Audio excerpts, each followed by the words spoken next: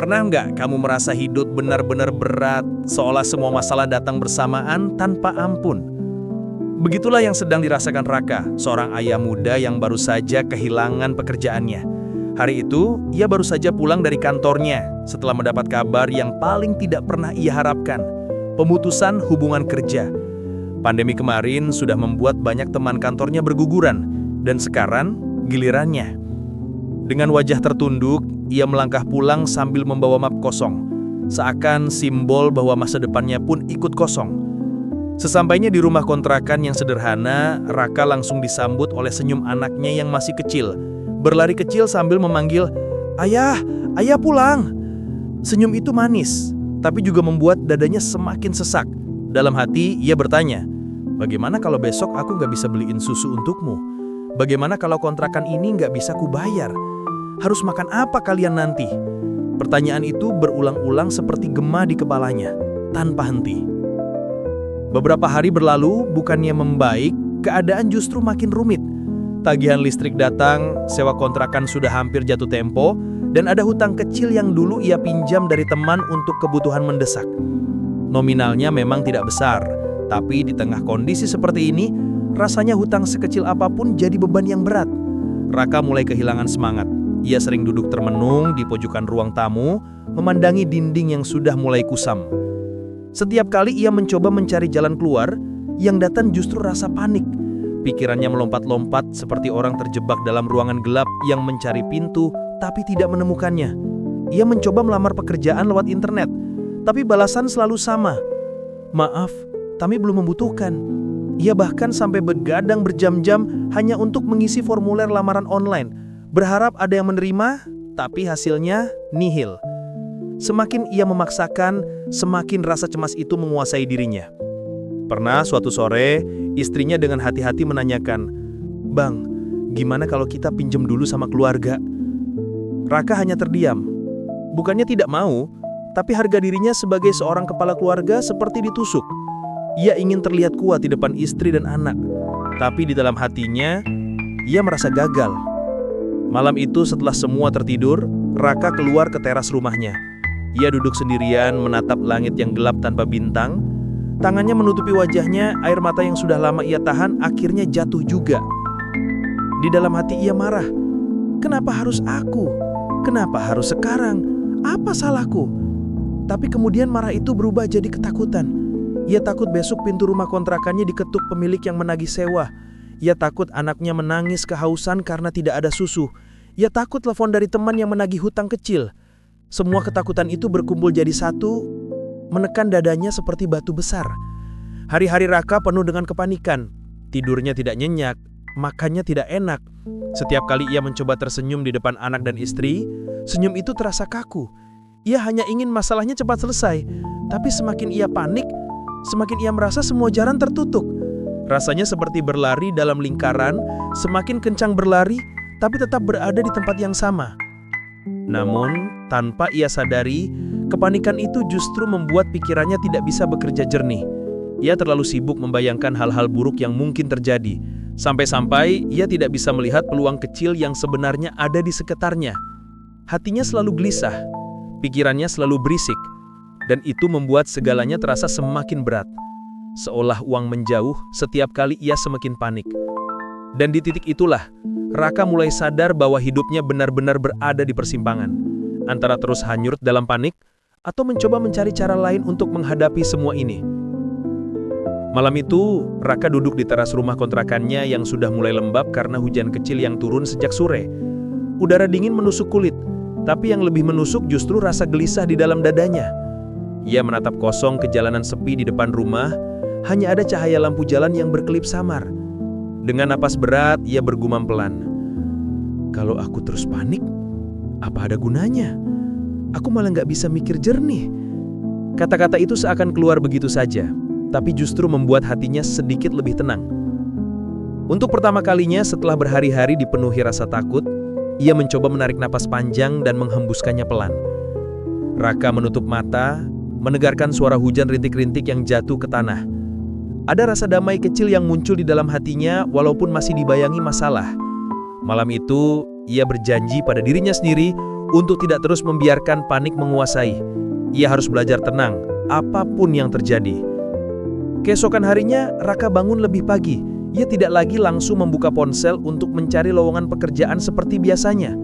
Ia duduk sebentar menulis di sebuah buku catatan kecil. Ia menulis hal-hal sederhana yang masih bisa ia lakukan sekalipun kecil.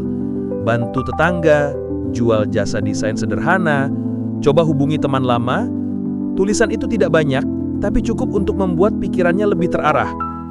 Hari-hari berikutnya, Raka mulai menjalani kebiasaan baru. Setiap pagi, ia meluangkan waktu sebentar untuk berdoa lebih khusyuk, meminta ketenangan hati, bukan hanya meminta uang datang tiba-tiba. Ia mulai belajar percaya bahwa rezeki selalu ada. Hanya saja kadang hati yang terlalu berisik membuat mata tidak bisa melihat jalannya. Semakin ia berusaha tenang, semakin pikirannya terasa lebih ringan. Dan benar saja, perubahan kecil itu mulai membawa sesuatu. Suatu siang, tetangganya mengetuk pintu, meminta bantuan untuk membuatkan desain undangan sederhana. Raka yang dulu sering membantu teman-temannya dalam hal desain, ternyata masih punya keahlian itu. Dengan senang hati, ia mengerjakan dan tetangganya pun memberinya bayaran. Tidak besar, tapi cukup untuk membeli kebutuhan harian. Hatinya terasa hangat, bukan hanya karena uangnya, tapi karena ia sadar masih ada yang bisa ia lakukan. Beberapa hari kemudian, seorang teman lama tiba-tiba menghubunginya lewat pesan singkat. Teman itu butuh bantuan untuk pekerjaan serabutan, dan Raka pun langsung mengiyakan.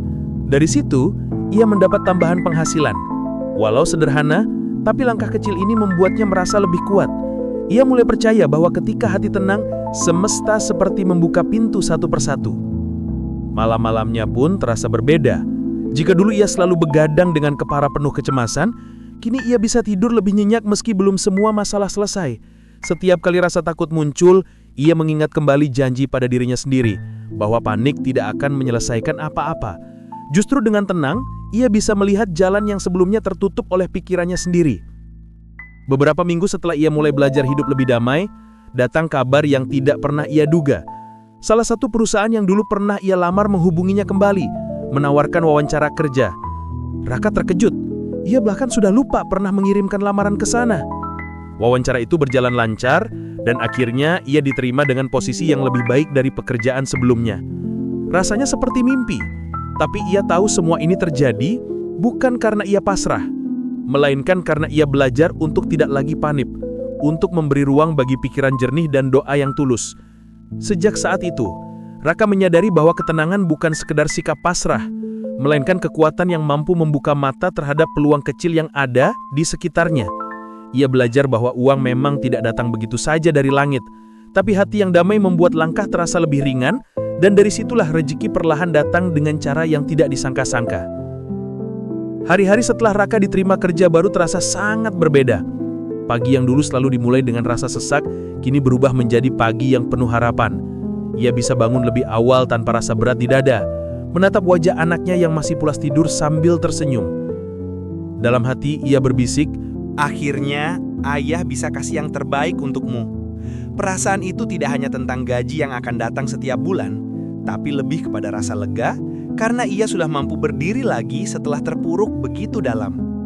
Di perjalanan menuju tempat kerjanya yang baru, Raka merenung. Ia mencoba mengingat kembali bagaimana beberapa minggu lalu ia merasa benar-benar di ujung tanduk. Semua ketakutan yang menumpuk membuatnya hampir menyerah. Ia begitu yakin hidupnya akan hancur.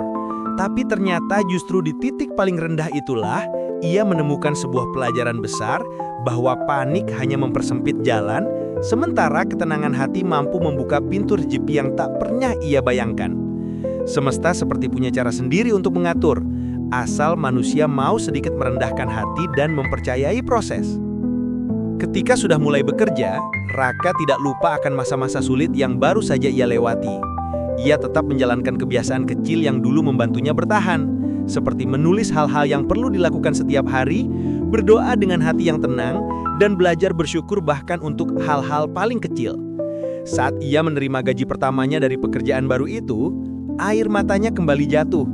Bukan karena sedih, melainkan karena haru. Ia teringat pada malam-malam penuh tangisan diam-diam di teras rumah, pada rasa takut yang membuat tubuhnya gemetar. Dan kini, semua itu perlahan terbayar.